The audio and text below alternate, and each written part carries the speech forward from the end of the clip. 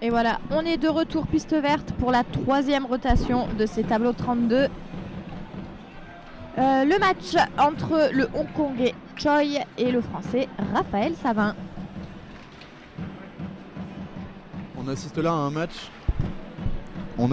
match où ces deux athlètes ont tous les deux fait partie du top 16 mondial. Raphaël jusque la fin d'année dernière et Ryan Choi, le Hongkongais, c'était il y a 2 ou 3 ans, il me semble.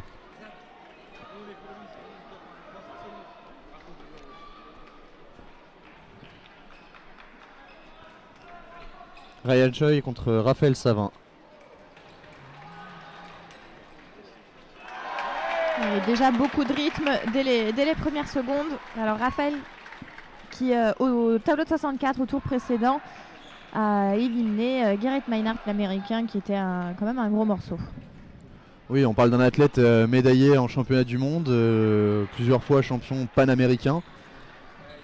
C'est un athlète qui est présent sur le circuit mondial depuis plus de 10 ans maintenant.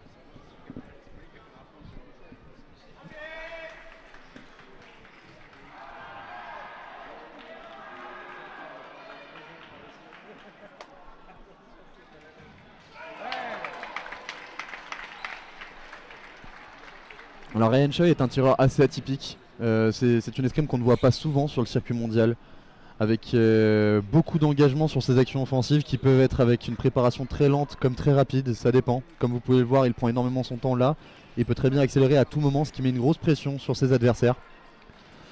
Actuellement, le Français gère plutôt bien ça, comme on peut le voir, que ce soit au niveau de la distance pour venir monter, faire une contre-attaque, ou en défense pour venir faire une parade riposte. Il arrive plutôt bien à alterner les rythmes et les distances, lui permettant de défendre bien et de contrer son adversaire. Ouais, on voit Raphaël qui vient quand même sanctionner la moindre erreur faite par le tireur hongkongais, que ce soit de distance ou que ce soit une faute de main, on va dire, un mouvement de main un peu trop large ou à distance assez courte. Raphaël vient sanctionner tout ça.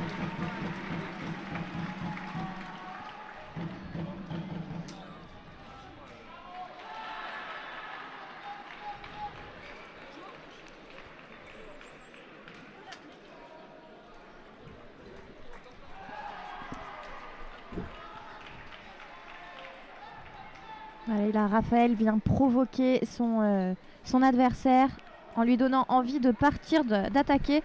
Alors soit pour faire une contre-attaque, peut-être pour revenir au contre-temps, c'est-à-dire venir défendre après l'avoir provoqué. Justement, comme on peut le voir, le fait de rester immobile sur son adversaire qui avance très lentement peut faire croire à son adversaire qu'il a gagné la distance suffisante lui permettant de déclencher son attaque. Or, le Français cherche à amener cette situation pour ensuite ressortir de cette distance pour faire une parade riposte, ou bien justement venir rentrer dans cette distance en fermant une cible et en faisant passer son adversaire à côté, ce qu'on appelle une opposition.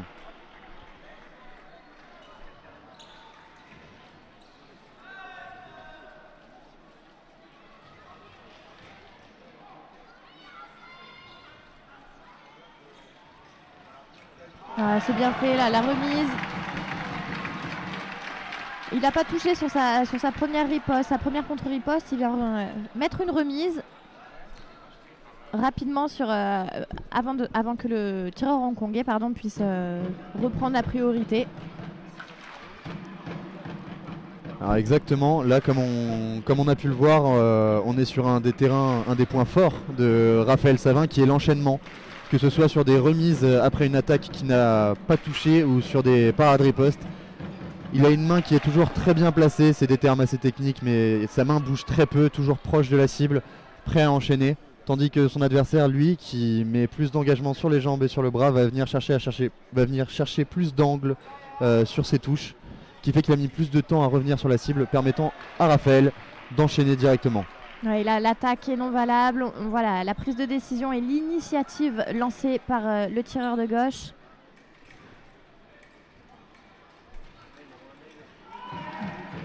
Contre-riposte.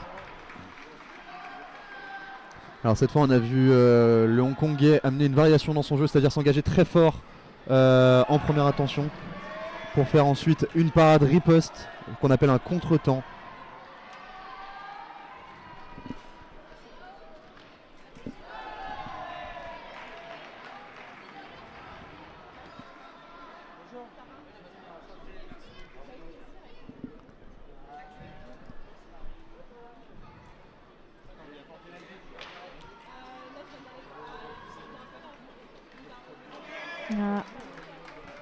Là, il n'y a qu'une seule lampe, donc vous allez voir Raphaël qui vient faire vérifier son matériel par l'arbitre belge.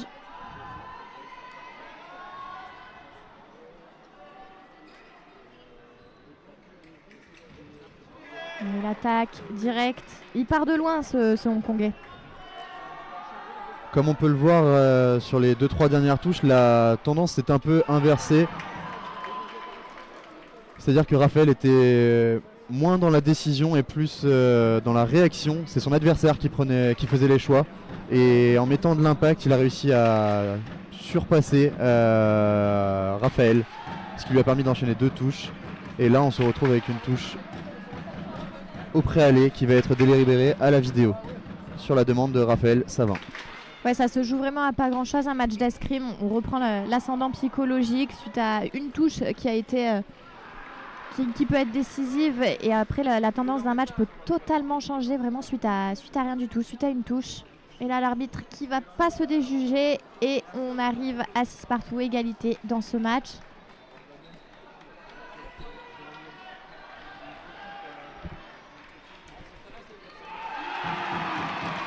Il n'a pas la priorité sur cette touche, Raphaël. Il a de la chance que le Hongkongais n'atteigne pas la cible, parce qu'il aurait été touché.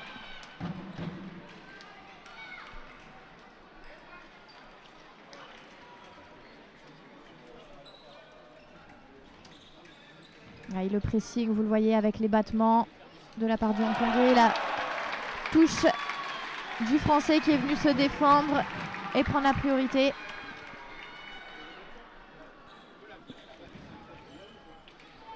C'est bien fait de la part de Raphaël. La première action en fait du Hongkongais ne touche pas. Sa première attaque, vous voyez, qui se termine par une fente, n'a pas touché.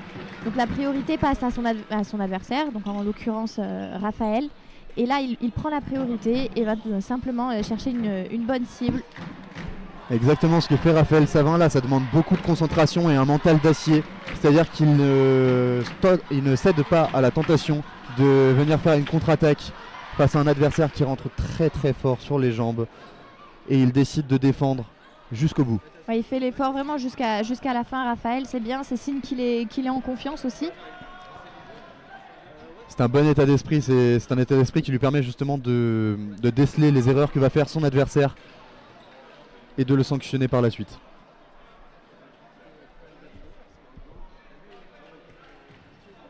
L'attaque. Il va chercher des cibles bien à l'extérieur, ce Hongkongais, à l'extérieur de la main, que ce soit un petit peu à l'épaule ou sous la main à l'extérieur.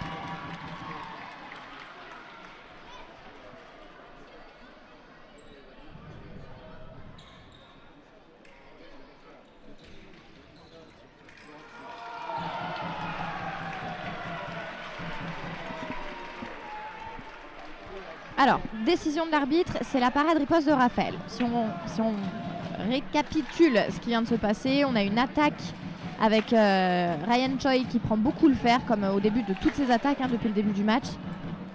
Et Raphaël vient prendre la parade. C'est assez litigieux souvent sur ces touches, parce que si le battement est vraiment simultané dans le même temps entre une attaque et une parade riposte, normalement on donne la priorité à l'attaque. Seulement, là, il y a eu plusieurs battements, donc on peut estimer que le premier battement était de la part de Choi qui a attaqué.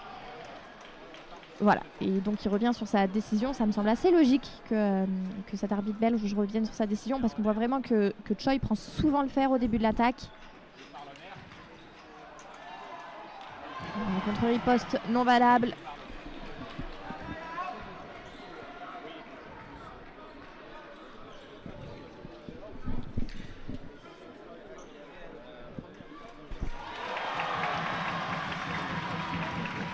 il a tort, Raphaël, sur cette action. Il pense partir avant, mais non, je trouve qu'il a quand même un temps de retard sur cette action.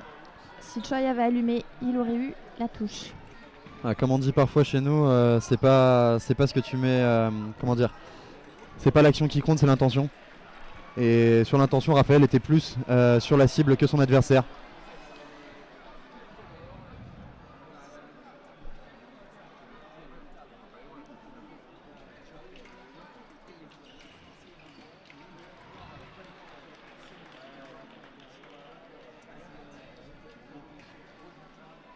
Ah, il loupe sa remise et c'est la remise du Hongkongais qui revient à 2 touches.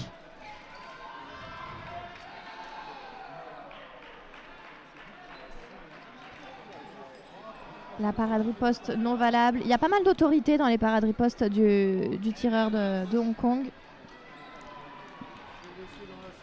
Je trouve que sur ce match, les deux côtés ont une défense assez franche. Les deux parades ripostes sont très fortes, très appuyées. D'un côté pour venir se permettre justement de chercher des angles du côté hongkongais et de l'autre de Raphaël Savin pour empêcher son adversaire de venir me placer une remise et de le faire passer par la suite. Alors là on n'est pas d'accord du côté français avec la décision de l'arbitre. L'arbitre qui donne une attaque à gauche. Il allait consulter son assistant vidéo pour aller regarder des replays et voir l'avis aussi de son assistant. Hein. Même l'assistant a un poids assez important dans la prise de décision. Et voilà, on revient sur la décision. Le point est donné à Raphaël qui du coup conserve cette demande vidéo. C'est ce qu'on expliquait un petit peu plus tôt. Et 4 touches d'avance.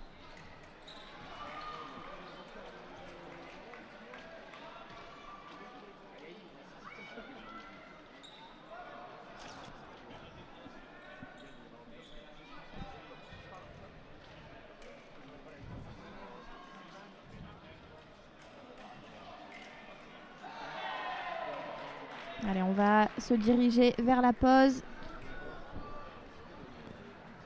1 minute pour aller s'éponger un petit peu, boire de l'eau, échanger avec son coach ou recevoir des conseils.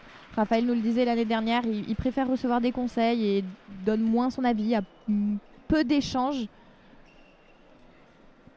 On en profite pour faire un petit point sur les autres pistes. Piste rouge, c'est le Hongrois Daniel Dosa qui mène 14-9 face à l'Américain Chamley Watson.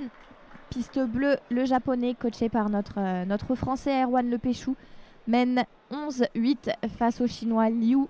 Et piste jaune, Kirill Borodachev, athlète international neutre, mène 14-7 face à 14-8 maintenant face à l'Italien Giulio Lombardi. Alors c'est assez étonnant sur la piste jaune ce qui vient de se passer, c'est-à-dire que jusqu'à il y a peu, ces deux athlètes étaient à égalité. Il semblerait que le Russe ait réussi à accélérer le cours du match et à prendre une initiative certaine. Et on revient piste verte pour le deuxième tiers-temps. Une place en tableau de 16.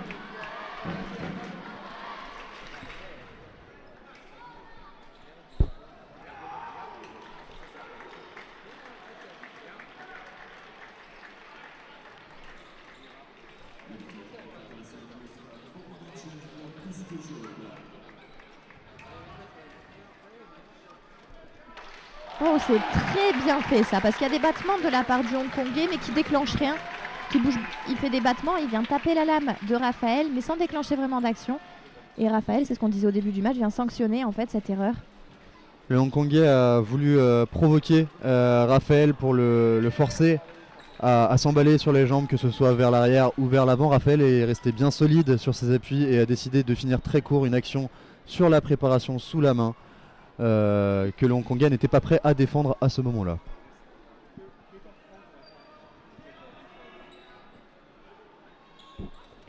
Toujours 4 touches d'avance.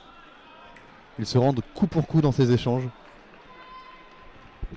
Et on voit vraiment de la belle escrime là, les échanges entre les deux.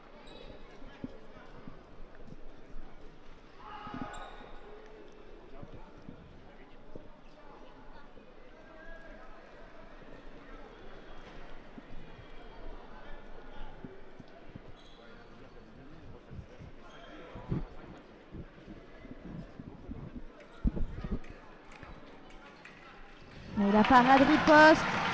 On est à une touche. Elle est importante, il faut rester rigoureux là jusqu'au bout.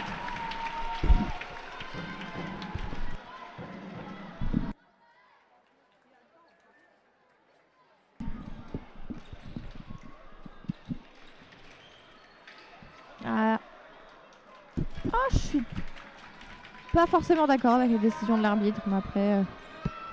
C'est pas grave, faut que le Français reste concentré. Il a une touche à mettre, faut aller la chercher, faut pas attendre. Et voilà, c'est fait. Et il allume seul en plus, pas de doute.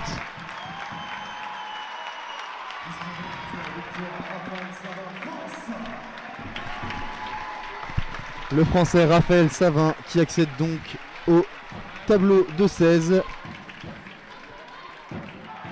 Il sera opposé au vainqueur entre Rashki et Imura, le japonais. Pas de Français sur la 4e rotation. Rashki qui a éliminé